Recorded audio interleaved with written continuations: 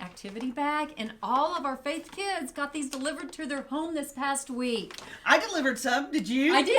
It was so much fun. It was. So, you want to know what's inside? What's inside there, Miss Linda? There are a lot of fun things to help us get ready for Jesus' birthday. Christmas. Woo, party bag. And it's so important that we take all month, 4 weeks to get ready for Jesus' birthday. That's what Advent means. That's what Advent is. Yep. Preparation. That's right. Getting ready. Preparing. Anyway, so there's fun things to do. Okay. You get to color a cave and put stickers on it, and then you get to make something that happens to be the Advent chain. That's right. Oh, now you're supposed to open one. Today is the first day of Advent, Miss Linda. Let's open. So I'm going to open Advent Day 1, and it's got today's date on November 29th. Let's see what it says. Can't wait.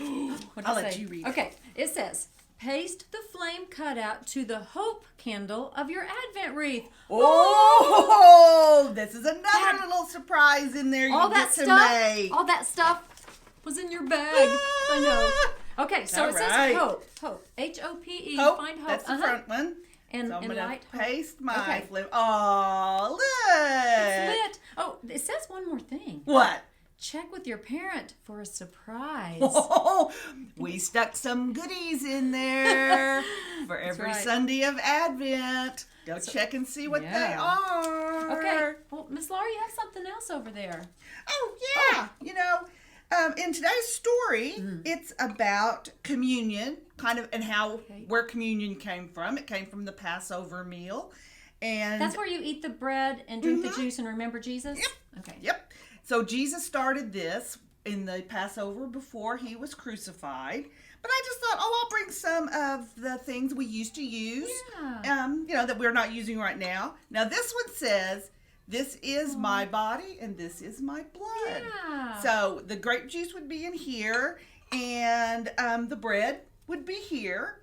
But, we're at home now, lots of us, doing them a little differently. Yeah, sometimes I might, if I'm watching church online, I might have like a Twinkie and Kool-Aid for communion. Oh, one time I had crackers and hot tea.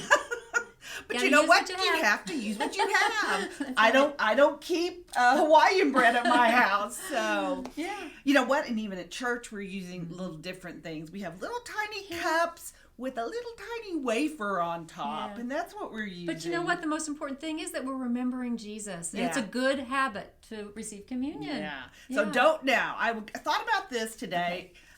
Don't think today is communion, because we celebrate communion on the first Sunday of each month. Oh, so maybe next Sunday. It's next Sunday that's communion. So don't go and say, Mom, it's communion today, because it's not. We just wanted to talk to you guys and prepare you for communion. And I'll give you a hint. The Bible story today is talking about creating good habits. Habits? Good habits? Ooh, that would be nice. Okay, I see one more thing over there. Ooh, it's the end of the month. And that means Mercipalooza. That's right. The 4th and 5th graders, you've already found out who won. Mr. Thatcher Davis won this week. And it was right before his birthday, too. I know. Hey, that's kind of weird, because when Luciana won, it was near her birthday, too. I wonder who has a birthday coming up. So the 4th and 5th graders already know, but today on Zoom, the kindergarten through 3rd graders, we get to draw someone's name out, whoever's memorized the verse for this month. Yep, and there's some names in there. So make sure you tune in on Zoom today. And I sent Frosty coupons to a lot of you guys this week. All right. So yes, on Zoom Sunday School class, we're going to do that. Are you ready to go? Yes, and so make sure every single day, you guys, every single day. So tomorrow, you're going to take off this one and do whatever it says. And the next day, you're going to take this one all the way till Christmas. And there's some really cool surprises in there. There's some service projects. There's just some fun things to do. I think decorating your bedroom door. Yeah, I can't wait. Eating breakfast by your Christmas tree. Ooh, yum. Okay, wait. All right. We'll see you guys soon on Zoom. Zoom. We'll be there in just a minute. All right. Bye. Bye, guys.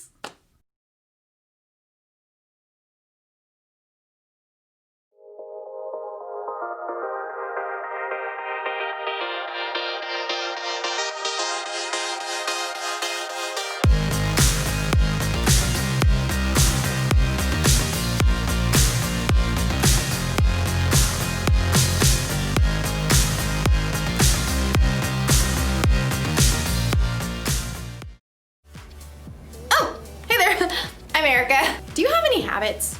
I don't mean habits like picking your nose or biting your fingernails. Oh, sorry, I know it's bad. I'm talking about habits that are good for you, like eating your vegetables or brushing your teeth before bedtime. These are good habits. And today, we're talking about getting in a good habit of gratitude. Gratitude is letting others know you see how they've helped you. It shouldn't be hard to get into a habit of gratitude. After all, saying thank you is really easy, especially if you're sending a text. See? Thank you. Or thanks. Anyway, the thanking part is the easy part of the habit. The part that isn't so easy is the remembering part. Usually when we don't say thank you, it's because we forget. That's true when thanking other people, and it can be true when thanking God too. In today's story, we're going to learn how we can make a habit of remembering what God has done for us. It sounds like a good habit to me. I've got to stop doing that. Bye!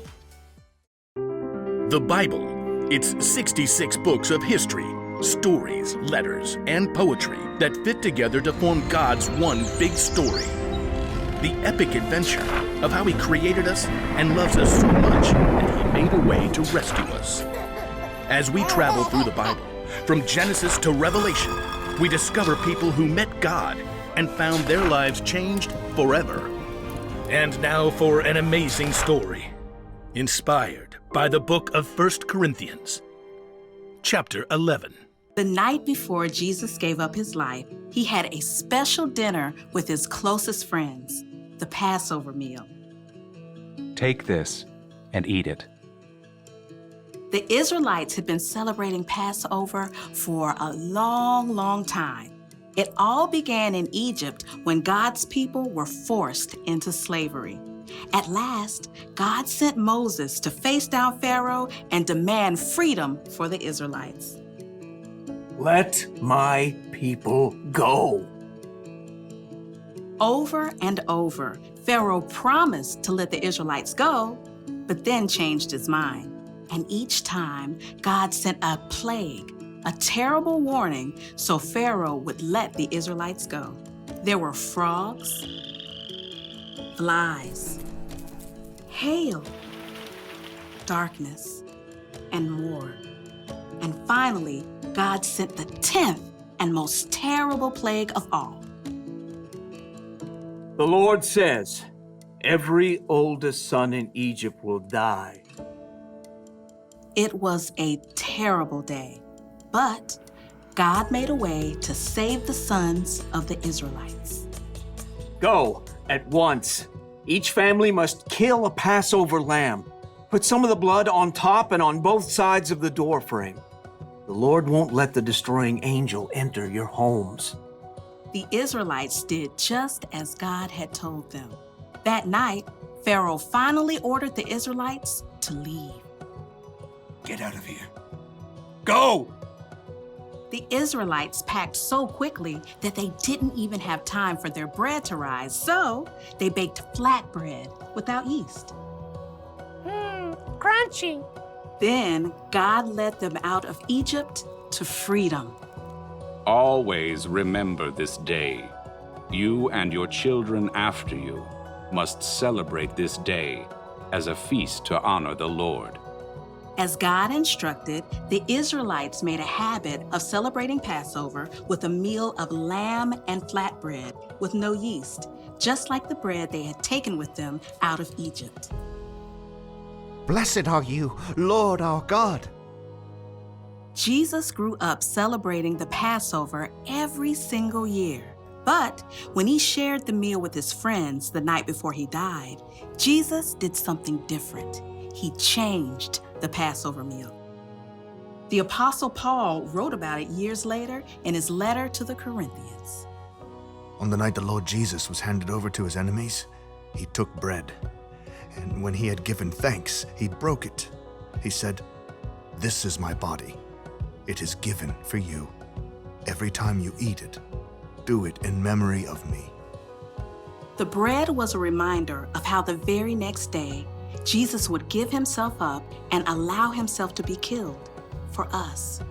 Paul continues. In the same way, after supper, he took the cup. He said, "This cup is the new covenant in my blood. Every time you drink it, do it in memory of me."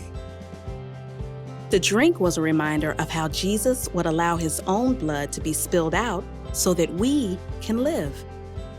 Because of Jesus, we don't have to try to prove to God that we're good enough. All we have to do is believe that Jesus came to rescue us and choose to follow him. Jesus took an old habit of gratitude, the Passover, and made a brand new habit of gratitude, the Lord's Supper or communion.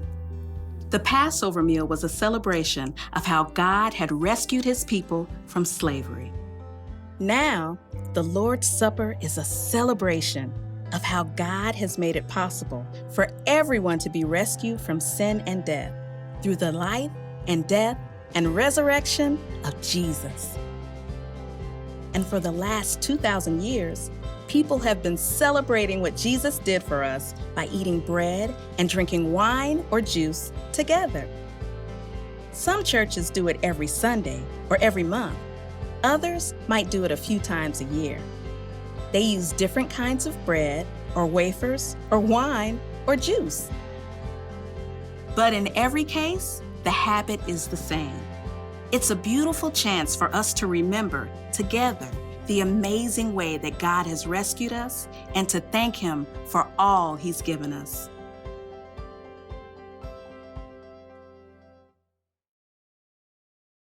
For thousands of years, people have been finding different ways, different habits, or traditions to help them remember what God has done. We remember that God sent Jesus to earth by celebrating Christmas. We remember the time Jesus came back from the dead every Easter. And another thing people do to remember Jesus died on a cross for our sins is celebrate something called the Lord's Supper, or communion. Some people remember the Last Supper Jesus had with his disciples by eating bread or wine. Some people eat crackers and juice. But however you celebrate, it's important to remember Jesus died for you because he loves you, and he made a way for you to have a relationship with God. Here's the one thing to remember today. Get in the habit of being grateful. Find a way every day to thank God for what he's done. And be specific. Thank him for the smell of the rain, or the sweetness of the ice cream you're eating, or for the music that makes you want to dance. And if you have a moment to really remember what he's done for you through the Lord's Supper or communion, or during a special holiday, don't let that moment pass you by. Really think about God and how much he loves you. I think that will be a good habit for all of us. And it won't cause pain in your cuticles. I'll see you later. Thank you.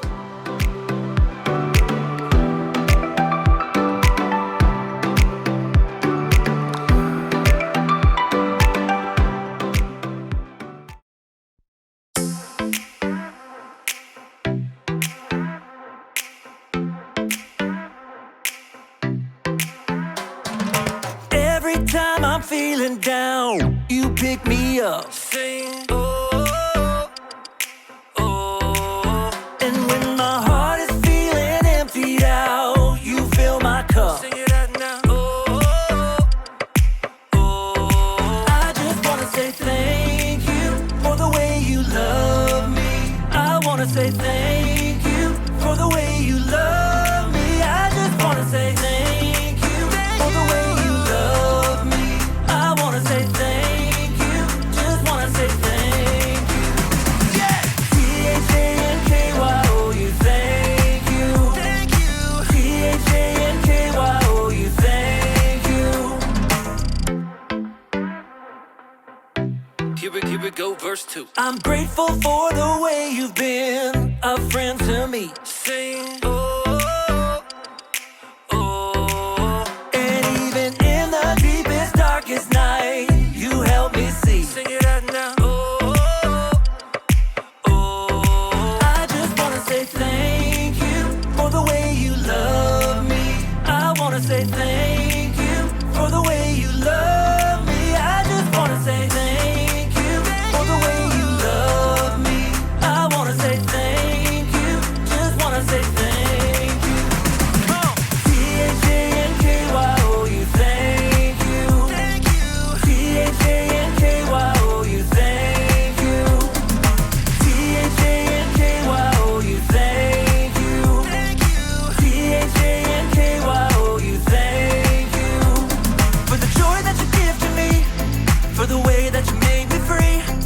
my friends and my family, I just wanna say, for loving me from the start, for every beat, beat, beat of my heart, for everything you are.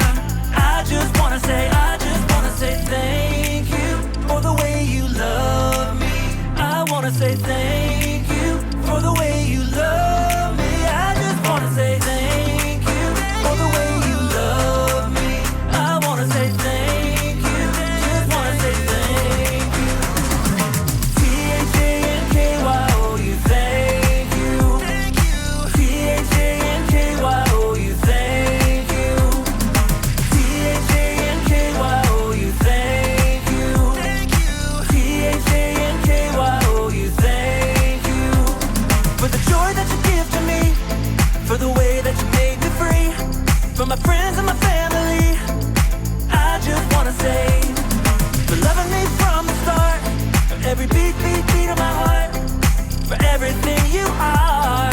I just wanna say, I just wanna say.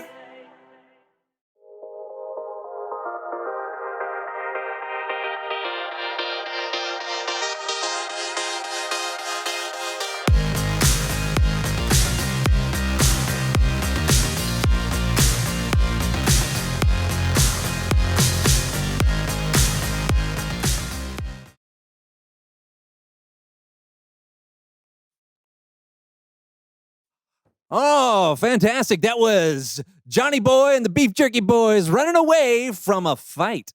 Up next, we got more hits for you. But first, let's take some calls. Hello, you are on WSO with John. Hey, John, this is Steve at WJED in Skokie. Just wanted to give a shout out and say thank you for bringing so much joy to the people. Thanks, Steve. Right back at you. Hey, you're on the air with John. John, this is Barb and Vidalia at WON. Just wanted to say thank you. You're sweeter than honeycomb dipped in molasses. Keep up the good work, sugar. Thanks, Barb. Hello, talk to me. Hi, this is Brandon, your co-host on the So-and-So Show. I wanted to give you a shout-out and say, you're the best host ever. But seriously, Brandon, if anyone is the best host ever, it's you, buddy. Yeah. How about some music from Planet John's guitar hit, Chain Reaction of Love? You're not the only one who's good at impersonations. Whoa.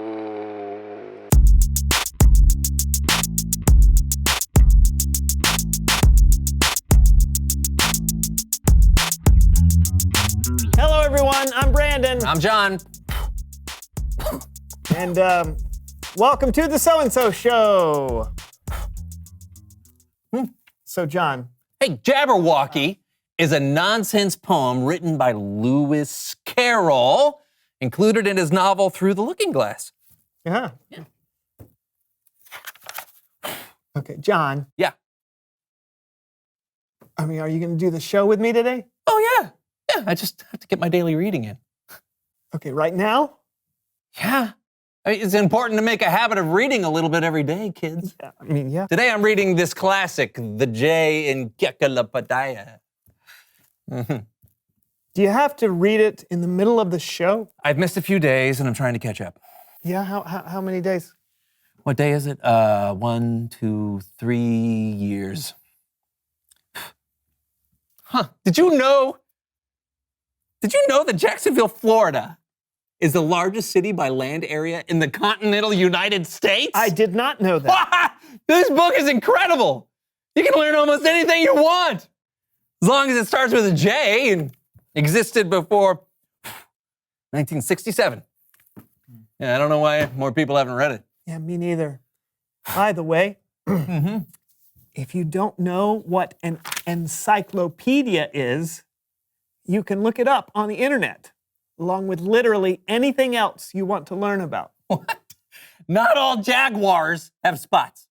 That's crazy. John, please read that some other time. We're in the middle of something here. I know, but I found that I have a better chance of keeping a good habit when I habit stack. When you what now? When I habit stack. Yeah, I heard the words. It's when you take one habit and you stack it onto another. Like, I'm in the habit of doing the so-and-so show with you every week. If I stack my reading habit on top of that, then I won't forget to read. Okay, can't you stack it onto another habit? I mean, what's another habit you have? Well, when I wake up in the morning, I have a habit of screaming before I do anything else.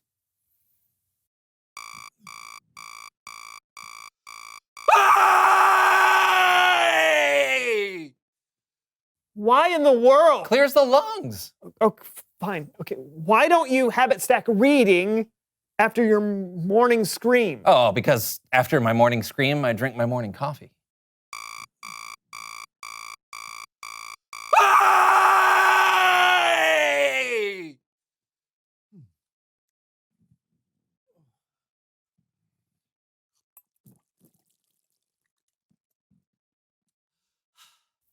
Okay, then habit stack reading after your coffee. Oh, but that would get in the way of my morning cry.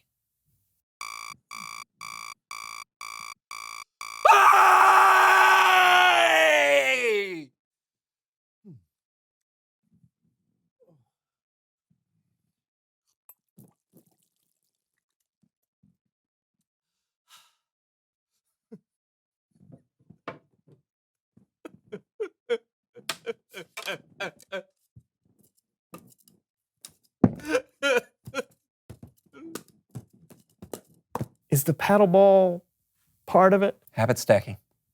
Okay. So you've got a full morning. Uh-huh. All right. But we've got to figure out some place to stack your reading habit. Okay, we can make a game of it. Oh, no. Oh, yeah! Habit Stacking Heroes. The game is easy.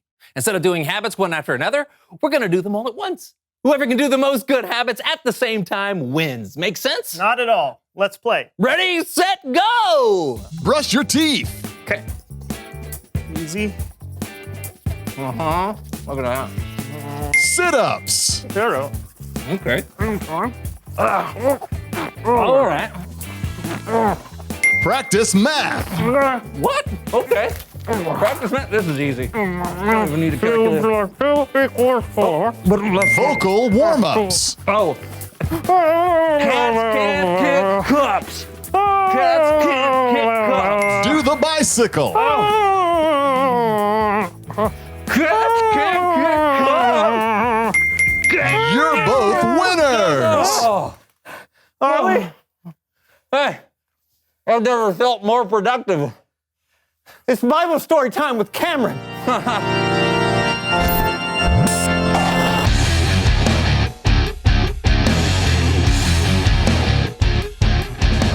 Hey, good people. Hey, Cameron. Thanks again for taking our friend Kellen's place this month. Anytime. What's going on with you guys today? Habit stacking. You want to try? Trust me, Cameron, it's a hard no. Okay, but habits can be good sometimes. In fact, today we're talking about a habit that began thousands of years ago that's still happening today. Awesome. Take it away, Cameron. You've probably heard of the Lord's Supper, or maybe you've heard it called communion, or even a really fancy word like Eucharist. Different people observe the Lord's Supper in different ways, sometimes every week or every month, or maybe a few times a year. Sometimes people use bread and wine, sometimes they use juice and crackers. But even though everyone does it a little bit differently, the reason they do it is the same. They do it to remember. When Jesus and his disciples were having their Last Supper together, they themselves were remembering something called the Passover. Hundreds of years before Jesus, God's people, the Israelites, were slaves in Egypt. And God chose a man named Moses to rescue his people from the Egyptian Pharaoh. Moses said, "Let my people go." But the Pharaoh refused, so God sent 10 plagues: frogs, sick animals, flies. But the 10th plague was by far the worst. Moses warned Pharaoh that if he didn't let God's people go, every firstborn son in Egypt would die. including Pharaoh's own son. But Pharaoh refused. God gave the Israelites a way to protect themselves from what was coming. They were to sacrifice a lamb, then spread some of its blood on the doorframe of their houses. This would be a sign for God to pass over that home and not harm anyone inside. That night, those with the blood of the lamb on their doorframes were spared. But Pharaoh's firstborn son died, along with every other firstborn son in Egypt. So Pharaoh sent the Israelites away. After hundreds of years in slavery, they were finally free. That's what Jesus and his disciples were remembering during their last meal together. They were remembering the day when God rescued his people from slavery in Egypt. But Jesus was about to give the celebration a whole new meaning for you and me. When Jesus had given thanks, he broke the bread and he said, "This is my body. It is given for you. Every time you eat it, do it in memory of me." After supper, Jesus took the cup of wine and said, "This cup is the new covenant in my blood. Every time you drink it, do it in memory of me." Jesus knew that God had a plan for another incredible rescue. This time, he would rescue the whole world. And this time, Jesus himself would be the sacrifice. That's why we celebrate the Lord's Supper today. So we can show God how grateful we are to him for sending his son, and so that we can get in the habit of remembering how Jesus gave his life to save you and me. The end. Wow. Right? Yeah, it's so cool to think that when we take communion or the Lord's Supper, we're literally doing something that Christians have been doing since the beginning of the church. And that's over 100 years. Try 2,000 years. I say again, wow. Yeah. It's important for us to have things we do regularly that can remind us to be grateful to God. Hey, you ought to have it stack that, John. Yeah, I'll put that right after my morning cry. You see, Cameron. You don't have to explain. Okay. Thanks for the story, Cameron. You bet, guys. See you next time. Looks like we've got some remembering to do, John. I'm ready to try, but it's just hard for me. I can't even remember to send my Aunt Maisie a thank you card for my graduation present. Your graduation? Oh, yeah, I've been meaning to do it for 25 years. Reveal the question! What helps you remember to be grateful? Well, doing the Lord's Supper helps me remember to be grateful for what Jesus did for us. Yeah, and being outside can help me remember to be thankful for all the beautiful things God made. Yeah, what about you? What helps you remember to be grateful? Not just to God, but to people too. Yeah, talk about it together. And we'll see you next time on the So and So Show. And I'll be moving on to the K in the Encyclopedia. Can't wait to tell you the major export of Kyrgyzstan. I can't wait either. Bye. Bye.